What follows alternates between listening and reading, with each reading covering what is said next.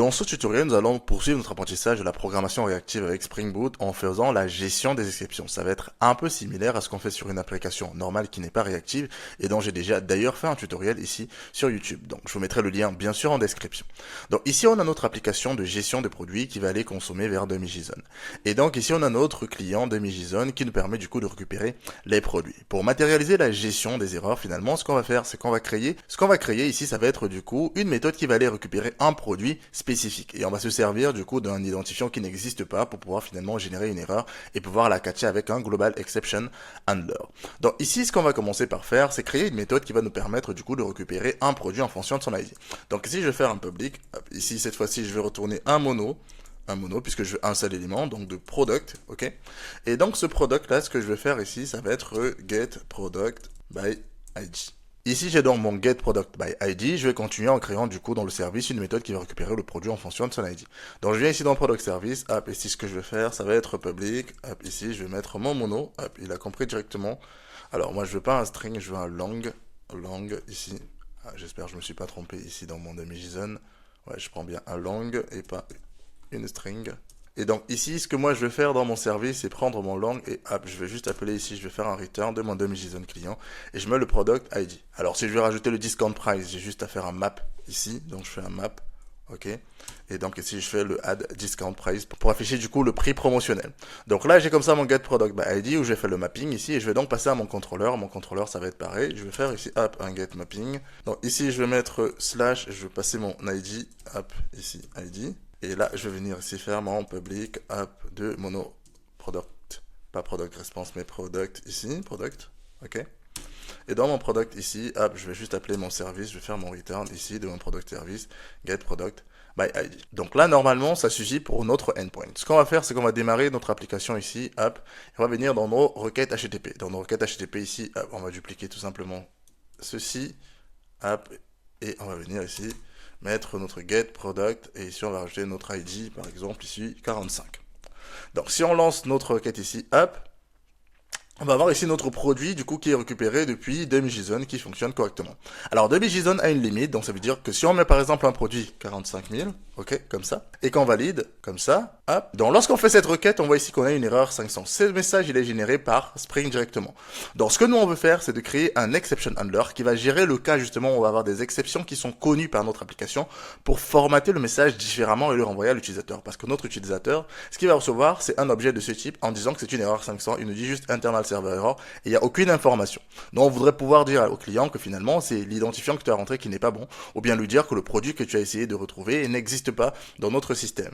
Et si on regarde ici ce qui s'est passé, pour débugger ça va être un peu compliqué. Vous allez voir qu'ici c'est reactive function. Ici il nous dit en 404, mais nous on map en 500, donc ce qui n'est pas forcément correct. Donc ça veut dire que notre DemiJSON a répondu avec 404, mais nous on est en train de retourner 500. C'est dans la raison pour laquelle on va mettre un handler qui va nous permettre de convertir, de récupérer le code qui est fourni ici, dans le 404, et pouvoir le transmettre avec un message pertinent pour nos utilisateurs. Pour ça, ce qu'on va faire ici, hop, je vais arrêter comme ça. Ce qu'on va faire, c'est qu'on va revenir ici dans notre DemiJSON client. Vous vous rappelez, dans les précédents tutoriels, ce qu'on a vu, c'est qu'on pouvait définir comment se comporter en fonction d'un statut. Donc ici, on va créer une exception product not found exception qui va être levée et dans laquelle on va remplir un code bien précis. On va avoir un message formaté d'une certaine manière que nous, on va renvoyer. Donc pour ça, ici, ce qu'on va faire, c'est lorsqu'on fait le retrieve, finalement, on va mettre un onStatus. Notre onStatus ici, on va prendre notre HTTP status et on va mettre not found, donc HTTP status ici, .not found. On va dire ici equals, donc lorsqu'on va avoir le statut 404, ce que nous on voudrait, c'est plutôt retourner à 404. Et pour ça, ce qu'on va dire, c'est que notre exception qu'on va retourner, c'est une nouvelle exception, donc product not found exception. Donc là, on va mettre response, ok, la réponse qu'on va avoir. On va faire un mono error, parce qu'il s'attend à avoir un mono, donc on va faire un mono.error. Ok. Et donc ici, hop, je vais tabuler, mais sauf que moi je veux une nouvelle exception que j'ai pas encore créée. On va la créer ensemble. Donc product not found ici exception. Donc j'ai mon product not found exception qui n'existe pas. Je vais donc le créer ici. Je crée ma classe. Hop, je vais choisir ici de le mettre dans le package exception. Ok. Et je vais valider avec OK. Très bien. Ici ça va être une string et là du coup ça va prendre hop, string ici et je vais appeler ça message. Ok. Et donc moi ici je vais faire un extend finalement ici de runtime exception. Et là, je vais appeler la méthode super ici pour passer le message. Maintenant, il va me falloir créer un exception handler qui va se charger finalement de traiter les différentes erreurs et retourner un message spécifique. Pour ça, ici, on va venir dans notre exception et on va créer une nouvelle classe ici qu'on va appeler global exception handler. Donc, je vais appeler global ici exception handler. Donc ici, je vais la noter avec REST Controller Advice. Alors c'est REST Controller Advice qui va permettre de dire en fait c'est lui qui va se charger d'écouter tous les contrôleurs et finalement récupérer les différentes erreurs qui vont survenir. Donc ici je vais mettre REST Controller Advice, je vais aussi mettre SLF4j pour pouvoir loguer. Donc je vais mettre SLF4j ici. Et donc là-dedans, ce que je vais faire ici, c'est utiliser la notation Exception Handler. Exception Handler qui va me permettre finalement de définir l'exception que je veux catcher. Donc par exemple ici pour moi ça va être Product Not Found Exception. Donc je vais dire chaque fois que l'exception Product Not Found va survenir, il faut qu'il fasse le traitement qu'il va y avoir dans la méthode que je vais définir juste ici.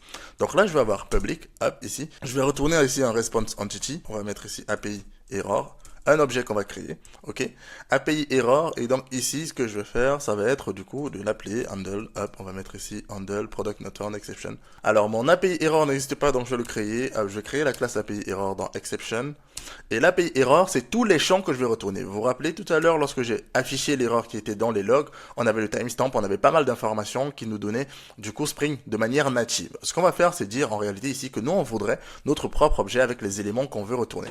Et donc, dans notre API error, ce qu'on va mettre ici, on va le mettre en record, ok, record, comme ça. Et dans notre API error, hop, on va définir ici ce qu'on voudra avoir. Donc déjà, on va avoir un string ici pour le message, ok. On va aussi avoir ici un string pour le code, on va mettre le code ici, ok. Et donc ici on va mettre le local datetime, pour mettre le timestamp, donc l'heure à laquelle c'est survenu. Ici je vais faire un constructeur public ici, comme ça je vais l'avoir directement, et là il a compris exactement ce que je vais faire. Une fois que j'ai mon record ici, je vais revenir ici, il va me dire qu'il y a des soucis, c'est normal parce que je crée une new API error ici, je mets product not found, donc là j'ai API error, il va juste me manquer le code ici, donc je vais mettre ici HTTP status et je mets ici not found. Donc ici not found name, ça va tout simplement me retourner not found. Là j'ai comme ça mon exception handler pour le product not found exception. Donc avec ça, ça va me permettre du coup de voir finalement si tout ça fonctionne. Donc ce qu'on va faire ici, ça va être finalement de revenir et de redémarrer ici notre product application. On va revenir dans notre product HTTP ici, ok, hop. Et donc là on va réessayer notre requête là, hop. Et ce qui va se passer, c'est qu'on va avoir directement notre message product not found, on va avoir le code qu'on a défini, not found, et le timestamp qui correspond finalement à l'heure à laquelle j'effectue actuellement le tutoriel. Donc vous voyez que c'est comme ça qu'on peut gérer les exceptions. Bien sûr, vous pouvez aller encore plus loin en catchant par exemple toutes les autres exceptions qui sont survenues. Donc si je regarde mon demi-JSON client ici, hop, vous voyez ici qu'on avait défini un client exception ou un server exception. Vous avez la possibilité de directement les catcher ici avec exception handler. Vous mettez du coup le nom de la classe ici avec le point class, et ensuite vous définissez ce qui doit se passer. Donc vous créez un corps de requête que vous allez envoyer avec un response entity ou un mono et vous les envoyez directement, et comme ça votre client il a toutes les informations qu'il lui faut et ça vous évite de divulguer par exemple les informations internes, parce que Spring par défaut il va envoyer toute la trace qu'il va trouver. Et si on revient ici dans notre trace, ici on va voir effectivement qu'on a notre product not found qui a été envoyé, on a le message qu'on a défini ici dans notre product client, dans notre demi-JSON client, et ensuite ici on a toutes les traces qui correspondent finalement à notre erreur. Mais notre client lui, c'est qui est sûr, c'est qu'il va recevoir un message bien structuré qui ne concerne pas les traces, et nous on a nos logs qui nous permettent finalement de savoir ce qui s'est passé. Ce sera tout pour ce tutoriel. Si vous avez des questions, n'hésitez pas à les laisser en commentaire et moi je vous dis à très bientôt.